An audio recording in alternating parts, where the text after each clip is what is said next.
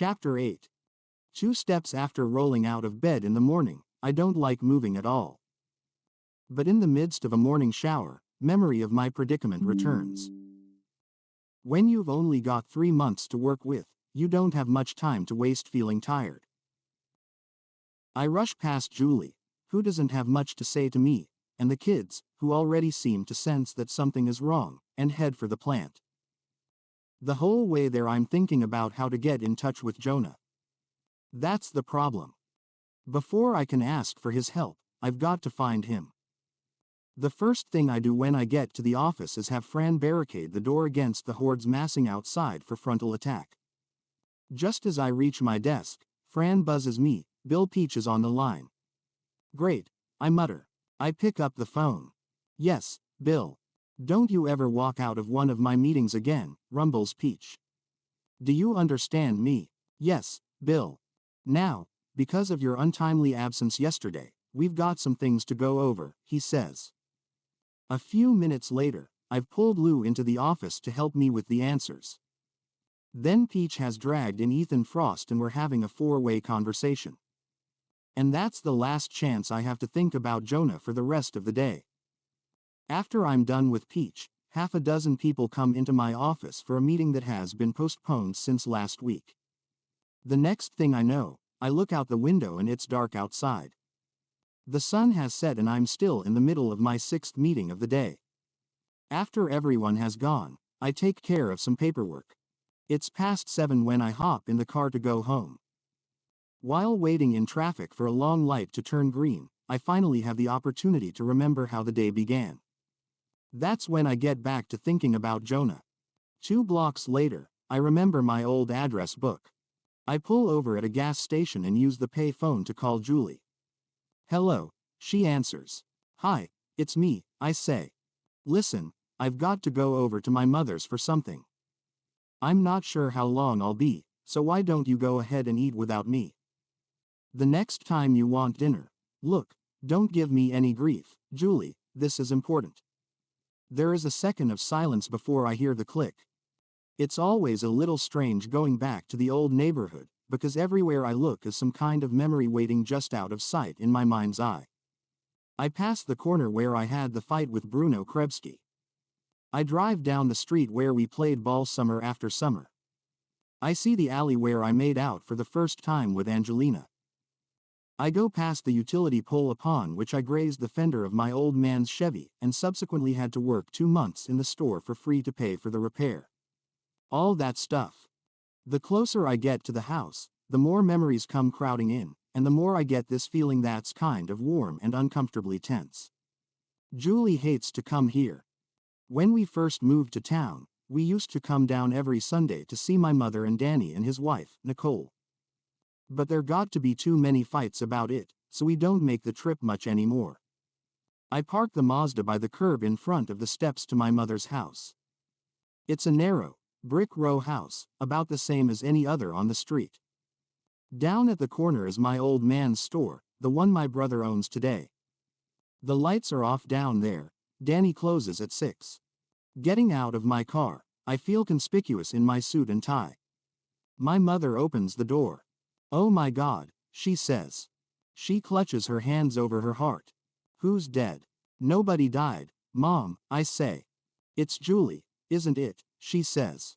"Did she leave you?" "Not yet," I say. "Oh," she says. "Well, let me see, it isn't Mother's Day." "Mom, I'm just here to look for something." "Look for something? Look for what?" she asks, turning to let me in. Come in, come in. You're letting all the cold inside. Boy, you gave me a scare. Here you are in town and you never come to see me anymore. What's the matter? You too important now for your old mother?" "No, of course not, Mom. I've been very busy at the plant," I say. "Busy, busy," she says, leading the way to the kitchen. "You hungry?" "No, listen, I don't want to put you to any trouble," I say. She says, "Oh, it's no trouble. I got some ziti I can heat up. You want a salad too?" "No, listen, a cup of coffee will be fine. I just need to find my old address book," I tell her. "It's the one I had when I was in college." Do you know where it might be? We step into the kitchen. Your old address book, she muses as she pours a cup of coffee from the percolator. How about some cake? Danny brought some day-old over last night from the store. No thanks, Mom. I'm fine, I say. It's probably in with all my old notebooks and stuff from school. She hands me the cup of coffee. Notebooks. Yeah, you know where they might be. Her eyes blink. She's thinking. Well, no. But I put all that stuff up in the attic, she says. Okay, I'll go look there, I say. Coffee in hand, I head for the stairs leading to the second floor and up into the attic. Or it might all be in the basement, she says. 3 hours later, after dusting through the drawings I made in the first grade, my model airplanes, an assortment of musical instruments my brother once attempted to play in his quest to become a rock star, my yearbooks, 4 steamer trunks filled with receipts from my father's business, old love letters, old snapshots, old newspapers, old you name it, the address book is still at large. We give up on the attic. My mother prevails upon me to have some ziti. Then we try the basement. Oh, look, says my mother. Did you find it? I ask. No, but here's a picture of your Uncle Paul before he was arrested for embezzlement. Did I ever tell you that story? After another hour, we've gone through everything, and I've had a refresher course in all there is to know about Uncle Paul. Where the hell could it be? Well, I don't know, says my mother. Unless it could be in your old room. We go upstairs to the room I used to share with Danny. Over in the corner is the old desk where I used to study when I was a kid. I open the top drawer. And, of course, there it is. Mom, I need to use your phone. My mother's phone is located on the landing of the stairs between the floors of the house. It's the same phone that was installed in 1936 after my father began to make enough money from the store to afford one. I sit down on the steps, a pad of paper on my lap, briefcase at my feet. I pick up the receiver, which is heavy enough to bludgeon a burglar into submission. I dial the number, the first of many. It's 1 o'clock by now. But I'm calling Israel, which happens to be on the other side of the world from us. And vice versa. Which roughly means their days are our nights are their mornings, and consequently, 1 in the morning is not such a bad time to call. Before long, I've reached a friend I made at the university, someone who knows what's become of Jonah. He finds me another number to call. By 2 o'clock, I've got the tablet of paper on my lap covered with numbers of scribbled down, and I'm talking to some people who work with Jonah. I convince one of them to give me the number where I can reach him. By 3 o'clock, I've found him. He's in London. After several transfers here and there across some office of some company, I'm told that he will call me when he gets in. I don't really believe that, but I doze by the phone. And 45 minutes later, it rings. Alex. It's his voice. Yes, Jonah, I say. I got a message you had called. Right, I say. You remember our meeting in O'Hare? Yes, of course I remember it, he says. And I presume you have something to tell me now. I freeze for a moment. Then I realize he's referring to his question, what is the goal? Right, I say. Well, I hesitate. My answer seems so ludicrously simple I am suddenly afraid that it must be wrong, that he will laugh at me. But I blurt it out. The goal of a manufacturing organization is to make money, I say to him. And everything else we do is a means to achieve the goal. But Jonah doesn't laugh at me. Very good, Alex. Very good, he says quietly. Thanks, I tell him. But, see, the reason I called was to ask you a question that's kind of related to the discussion we had at O'Hare. What's the problem? He asks.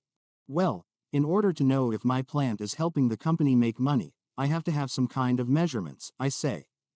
Right. That's correct, he says.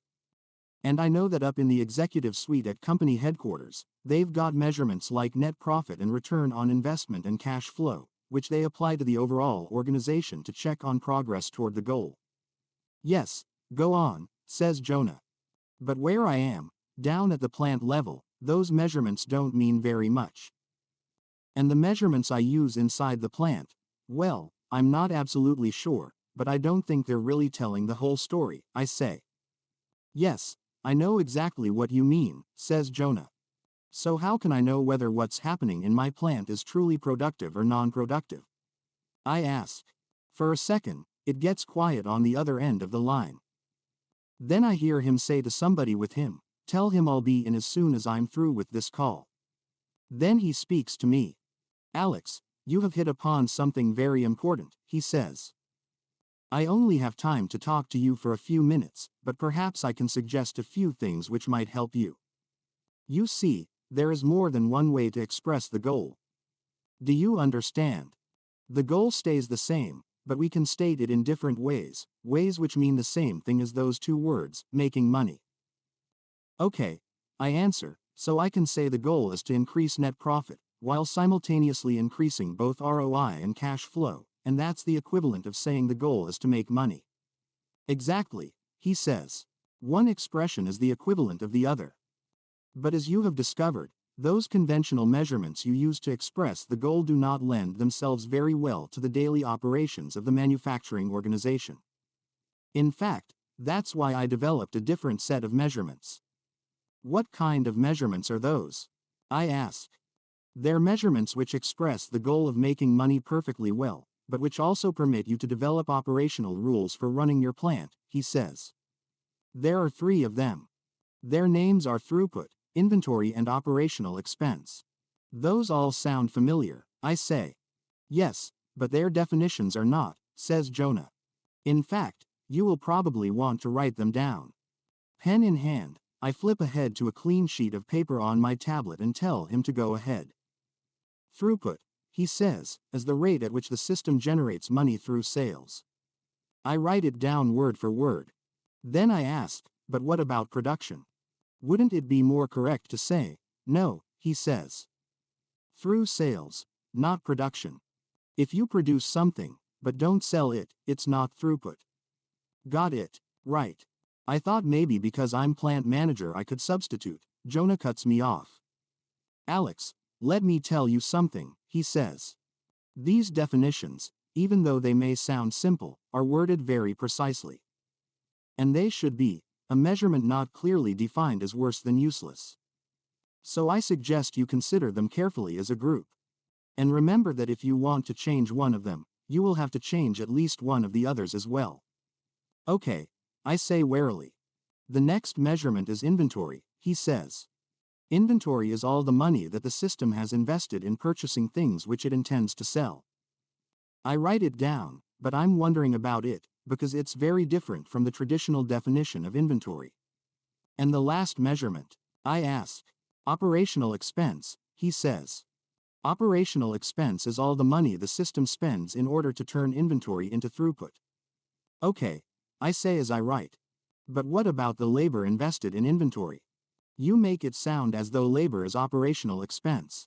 Judge it according to the definitions, he says. But the value added to the product by direct labor has to be a part of inventory, doesn't it? It might be, but it doesn't have to be, he says. Why do you say that? Very simply, I decided to define it this way because I believe it's better not to take the value added into account, he says. It eliminates the confusion over whether a dollar spent is an investment or an expense. That's why I defined inventory and operational expense the way I just gave you. Oh, I say, okay. But how do I relate these measurements to my plant? Everything you manage in your plant is covered by those measurements, he says. Everything. I say. I don't quite believe him. But going back to our original conversation, how do I use these measurements to evaluate productivity? Well, obviously you have to express the goal in terms of the measurements, he says, adding, hold on a second, Alex. Then I hear him tell someone, I'll be there in a minute. So how do I express the goal? I ask, anxious to keep the conversation going. Alex, I really have to run. And I know you are smart enough to figure it out on your own. All you have to do is think about it, he says. Just remember we are always talking about the organization as a whole, not about the manufacturing department, or about one plant, or about one department within the plant. We are not concerned with local optimums. Local optimums. I repeat. Jonah sighs. I'll have to explain it to you some other time. But, Jonah, this isn't enough, I say. Even if I can define the goal with these measurements, how do I go about deriving operational rules for running my plant? Give me a phone number where you can be reached, he says. I give him my office number. Okay, Alex, I really do have to go now, he says. Right, I say. Thanks for. I hear the click from far away. Talking to me. I sit there on the steps for some time staring at the three definitions. At some point, I close my eyes. When I open them again, I see beams of sunlight below me on the living room rug. I haul myself upstairs to my old room and the bed I had when I was a kid. I sleep the rest of the morning with my torso and limbs painstakingly arranged around the lumps in the mattress. 5 hours later, I wake up feeling like a waffle. Like, comment, share, subscribe our channel for more videos.